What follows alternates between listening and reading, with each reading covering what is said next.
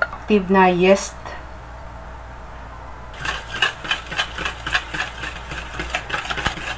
8 to 10 minutes. Pagkatapos ng i-rest to ng 8 to 10 minutes, umalsa na yung active na yung yeast natin.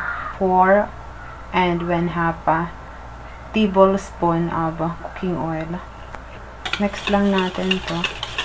Then natin yung 4 and 1/2 cup sugar. Then mix lang natin to. So masahin lang natin. Malinis yung ating kamay. Make sure malinis ang ating kamay. Maging patient dahil sa pagmasa pa lang ay kinakailangan natin ng lakas dahil mano-mano ang gawa natin. Okay?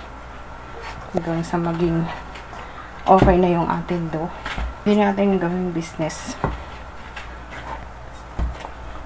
Bread flour para pantay yung ating ganyan siya kapag yun hinati natin yung dough, yung flour, itong maganda ang gamitin natin sa pag ng tinapay is bread flour.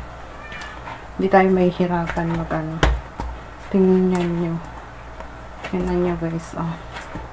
Ano na lang to, 10 minutes ko na lang mamasahin yung ating dough. Cooking oil, itong i-rest natin yung dough. Tapos yan lang natin yung dough. I-rest natin to siya ng 2 hours. Depende sa temperature ng place nyo. Basta hanggang 1 hour to 2 hours ang pag-rest ng dough natin. Sponge lang natin to. Alisin natin yung kanyang dumoble yung ating dough. Hatiin muna natin yan punatin muna natin to. Ayan, nakadepende sa inyo kung gaano kalaki ang gusto nyo. Pang-consume lang namin ito guys.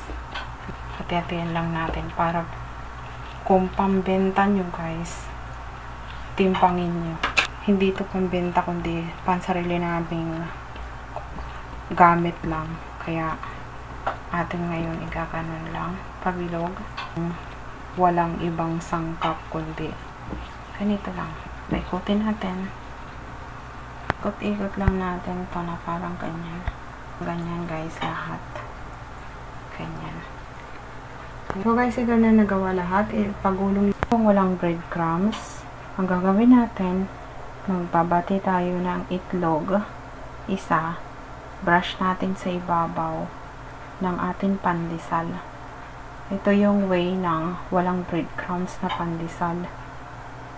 Pero lalagyan lang natin siya ng itlog sa ibabaw. Ganyanin lang natin lahat hanggang sa matapos. Guys, i-rest lang natin to. Yung walang breadcrumbs. Malsa na siya. I-bake naman natin ngayon. So, naka-preheat oven na siya na 5 minutes and lulutuin ko siya ng 20 minutes. Depende guys, mag-adjust na lang tayo pag naluto. Then, 170 yung kanyang init. So, umalsa talaga siya. Personalan na pagkain namin yan.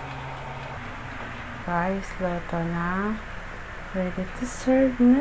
Mainit na pandesal sa umaga. Yummy! Kahit wala siya guys palaman, ang sarap niya. Yummy! The texture so fluffy. And para siyang normal na pandesal.